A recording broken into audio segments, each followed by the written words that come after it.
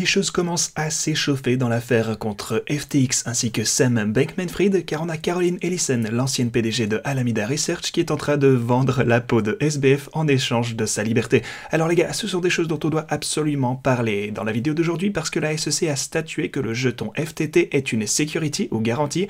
Alors qu'est-ce que ça signifie pour le BNB aussi, qui est bien entendu le jeton d'exchange pour Binance? Les gars, il y a beaucoup de développements qui se passent sous nos yeux en ce moment, donc on doit parler de tout ceci, ainsi que bien entendu les dernières nouvelles sur les graphiques en ce qui concerne les marchés des cryptos et traditionnels, car on a également quelque chose de super intéressant qui se passe de ce côté. Alors, bienvenue à tous, je m'appelle Maxime et je vous apporte chaque jour des nouvelles vidéos en français sur les crypto-monnaies en vous apprenant comment vous faire de l'argent sur ce marché. Si vous êtes nouveau sur cette chaîne, alors soyez sûr de vous abonner et d'activer la cloche dès maintenant.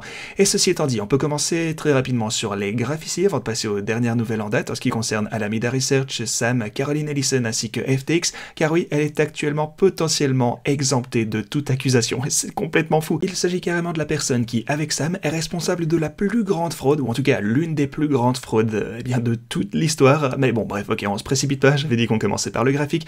Donc ici, on peut se pencher un petit peu sur l'intervalle journalier, comme d'habitude pour commencer, et pour le coup, rien de bien intéressant ne s'est passé également depuis ma vidéo d'hier.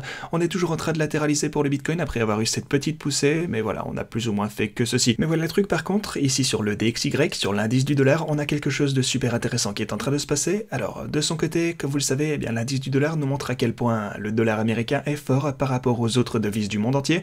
Maintenant, on est passé...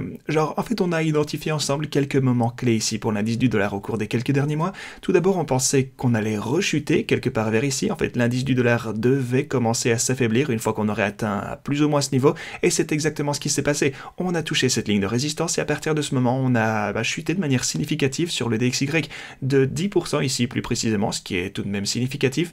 Et une autre chose dont on parlait ici, c'est ce niveau, le fameux niveau au 103, qui serait un support super important pour l'indice du dollar, et qui nous a bel et bien supporté plusieurs fois d'affilée.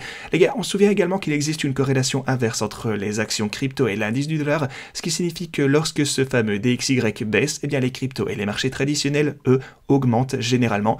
Et lorsque ceci augmente, alors au contraire que l'indice du dollar se renforce, habituellement on voit les autres marchés en souffrir. Alors en d'autres termes, lorsqu'on est arrivé jusqu'à ma boîte orange ici, je m'attendais à un rebond de la part de l'indice du dollar, simplement que le dollar américain se renforce et donc que les actions et la crypto en souffrent. Mais maintenant, on est en train de se maintenir tout juste à l'intérieur de la boîte orange que vous pouvez voir juste ici. On est donc, en fait, on en est au point où on doit être soutenu pour le DXY. Bien sûr, je m'attends à ce que ça ne continue par contre de baisser avec le temps, mais peut-être pas tout de suite. On ne peut simplement pas ignorer cette probabilité, mais je voulais juste vous montrer qu'on est en train de se faire supporter. On a déjà eu des rebonds importants, on a eu un rebond significatif ici, on en a eu un autre important juste là, même un juste ici en fait, et on a été soutenu à 1, 2 et 3 reprises, mais vous pouvez voir que cet indice du dollar s'affaiblit effectivement plus le temps passe. Si on fait juste, en fait, si on dézoome simplement ici, il est indéniable, c'est super clair qu'on est dans une tendance descendante. Vous voyez ce genre de canalisation vers le bas ici pour l'indice du dollar qui, selon moi, va se poursuivre. Je pense que ça va continuer comme ça.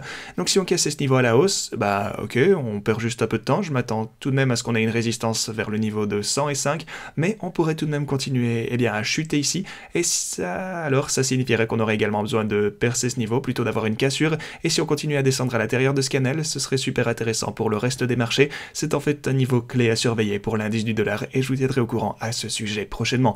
Ok, maintenant parlons de tout ceci. On a Caroline Ellison, la PDG, plutôt ancienne PDG d'Alameda Research, qui est en charge de l'une des plus grosses fraudes de l'histoire. Elle coopère désormais avec les États-Unis. Il semblerait alors que les États-Unis veuillent vraiment poursuivre Sam Bankman-Fried, seulement lui visiblement. Et Sam, soit dit en passant, il a été extradé vers les États-Unis dernièrement. Il est sous la juridiction des USA actuellement. Il ne peut plus s'en échapper, il n'y a pas d'échappatoire, il est enfermé aux États-Unis et Caroline Ellison, elle, est en train de le sacrifier encore un peu plus tous les jours.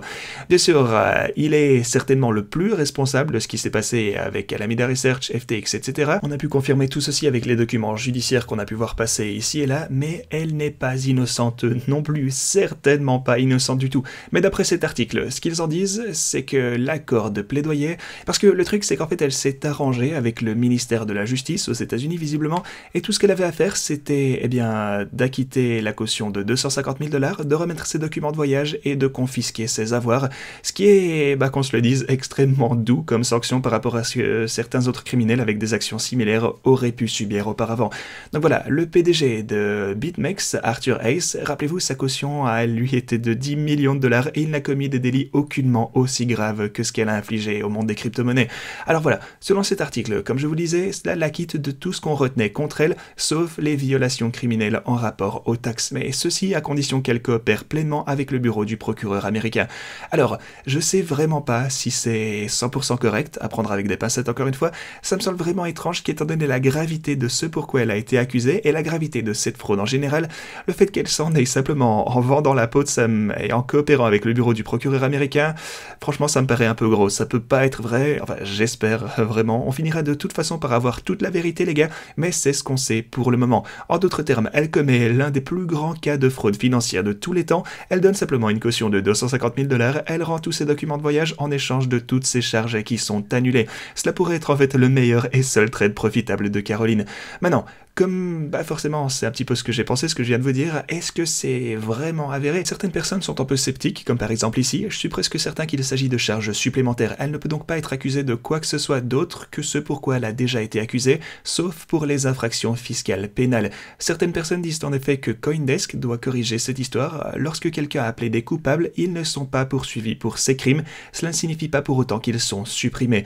On verra donc ce qui ressortira de tout ceci. Là on a un petit méli-mélo de personnes qui sont pas trop bien compris, j'ai l'impression, mais si elle a pu vraiment obtenir l'annulation de ses accusations, c'est en effet le meilleur trade qu'elle aura jamais réalisé de sa vie. De toute façon, encore une fois, on verra bien ce qui en sortira, je vous tiendrai au courant dès que j'ai de nouvelles informations. Mais peut-être plus important que tout ceci encore, la SEC vient tout juste de qualifier le FTT de garantie. Ils viennent de déterminer que le jeton de FTX est une security. C'est ce que nous ont révélé les documents judiciaires que vous pouvez voir ici. Maintenant, ça fait paniquer beaucoup de personnes, parce que si le FTT fait partie de cette catégorie, qu'en est-il du BNB? Parce que comme vous le savez, le BNB est en fait le jeton de la plateforme d'échange Binance, alors pour le moment on se doute bien qu'ils sont un petit peu sous pression.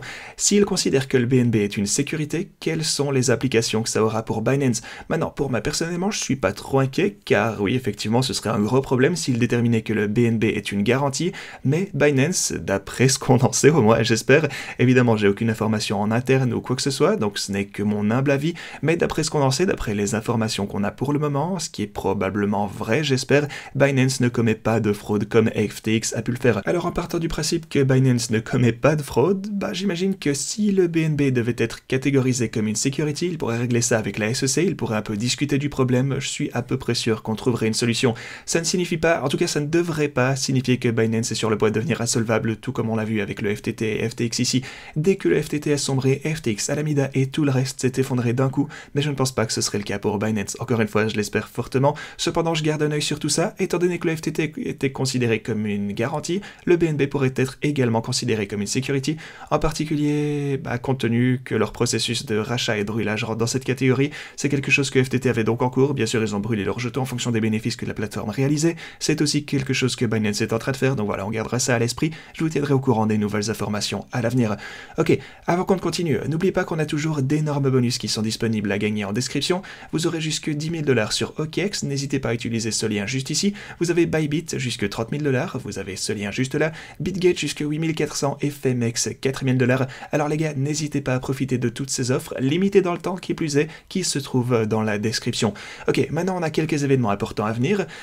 Déjà demain, on a les données PCE, les dépenses personnelles des consommateurs américains. C'est donc quelque chose que la Fed surveille de super près en ce qui concerne leur décision d'augmenter ou non les taux d'intérêt en termes de politique monétaire également. Alors les gars, assurez-vous d'être préparés pour toutes les informations qu'on verra demain.